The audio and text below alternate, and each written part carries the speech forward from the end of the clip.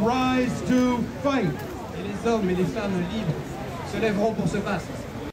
Ces pierres de triomphe, je propose un nouvel appel aux musulmans de l'Oumma pour rejeter la charia et pour adopter les principes de la France, de l'Amérique et de la civilisation occidentale. À la même période, le rayon viande de mon supermarché a changé de lieu. Il a été réduit de moitié. Au début, il a été réduit de moitié. Aujourd'hui, il est réduit de 2/3 au profit de Régalal. Et dans un an, on ne sait pas. C'est à ce genre de petits détails qu'il faut faire attention. Le changement est insidieux, il se perd par petites touches. Pour un œil aguerri et vigilant, il est facile de voir les transformations. Mais les néophytes, lui, se laissent embrouiller et se lient bêtement à cet enrichissement culturel. J'ai noté sur Internet quelques commentaires écrits dans un français évidemment très approximatif. Je mesure en normal. J'ai rien contre le Maroc, ni contre les Japonais, mais je ne peux pas faire une minute de silence pour les Japonais. On n'a aucune relation avec eux, autant qu'arabes, musulmans, africains, maghrébins. On s'en bat les couilles des Japes. Ils ont bien fait, qu'est-ce qu'on en a à foutre sérieusement du Japon? Ces derniers nous soucient, on regarde déjà chez soi et chez nos frères avant de regarder les Nippons. Je t'encule, toi et les Japes. Aujourd'hui, des malotrus se permettent de se torcher avec son drapeau quand ils n'y mettent pas le feu. Aujourd'hui, une écolo bien connue avoue ne pas avoir le droit de dire qu'elle aime le conflit de porc. Chaque jour, nos libertés sont mises à mal et notre passé avec.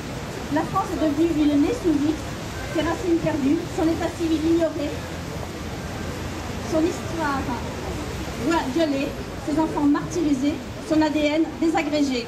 Elle n'a désormais plus de passé et donc plus d'avenir. De lumineuse, elle est devenue nauséabonde et pestiférée, condamnée à perdre son identité pour en avoir eu trop. Aujourd'hui, la France se meurt dans l'hilarité et dans l'insulte. Nous ne voulons pas de la charia. Nous ne voulons pas non plus qu'on nous enlève notre histoire.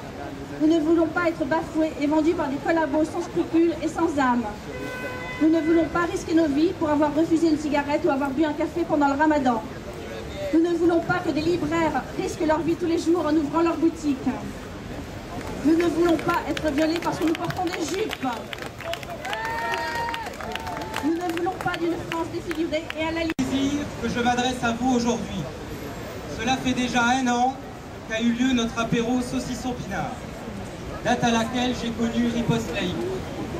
Vous ne pouvez pas savoir comme je me suis senti moins seul de découvrir que des citoyens de tout horizon, de gauche ou de droite, apolitiques. Aujourd'hui, 18 juin 2011, date ô combien symbolique, nous sommes réunis pour chanter et montrer notre amour de la France.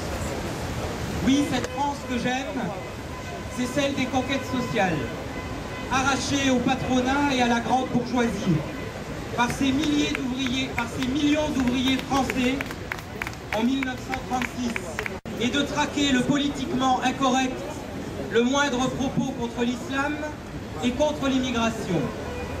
Pourtant, elle laisse proliférer de façon inquiétante le racisme anti-blanc et anti-français, sans jamais s'en émouvoir. En bleu, blanc, rouge aussi, vive la résistance républicaine, vive la France!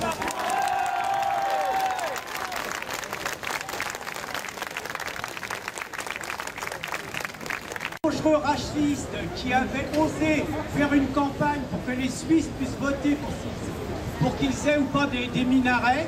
Donc Oscar Fressinger voulait faire un meeting politique sur les Champs-Élysées encore d'être terminé.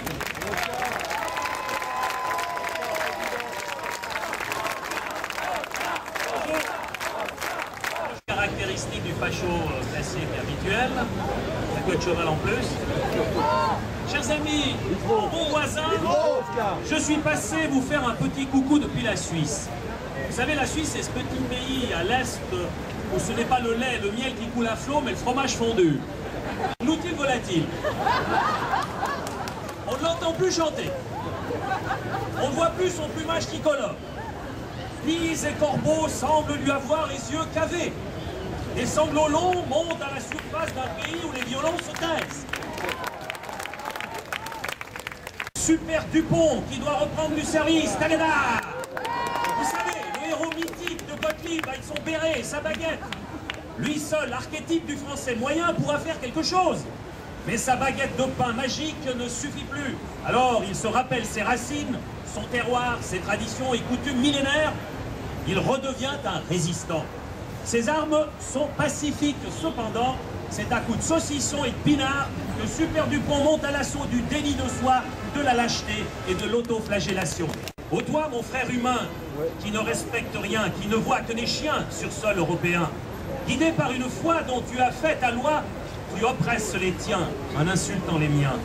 C'est une loi sans choix qui fait de moi ta proie si je n'adopte pas comme toi le dictat du Dieu nommé Allah, qui s'oppose à la croix où pour amour pour toi, un Dieu se sacrifia. Toi, mon frère pervers qui veut niquer ma terre, tu gagnes, mais tu perds à porter le désert au fond de ma chaumière.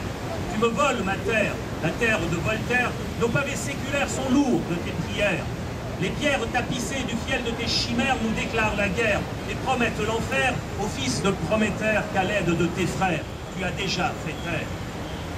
Mon frère, ta mission n'est pas la soumission. L'homme qu'on a forcé à toujours se vautrer n'est plus qu'un paillasson tissé de conviction. Tu te sens menacé face à la liberté et pour ne pas sombrer, tu as imaginé pour seule protection de croupir en prison. Désormais enchaîné et fier d'être maillon, tu crois te libérer en mâchant ton bâillon. Frère venu d'ailleurs, je pleure ton malheur et t'ouvre grand mon cœur car tu es l'âme sœur, le souffle rédempteur qui me rendra meilleur.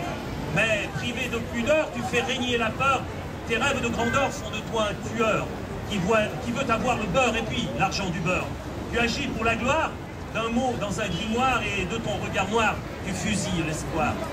Écoute bien mon frère, le chant de cette terre. Observe ces sillons si profonds où tu reposeras un jour, tout comme moi. La mort n'a pas de foi et ne laisse aucun choix. Elle unit dans la terre ceux qui se font la guerre. Moi, je t'offre la paix avant notre décès. Montre-moi ton respect, mon frère, et je suis prêt à venir m'abreuver à ton humanité. Merci de m'avoir écouté.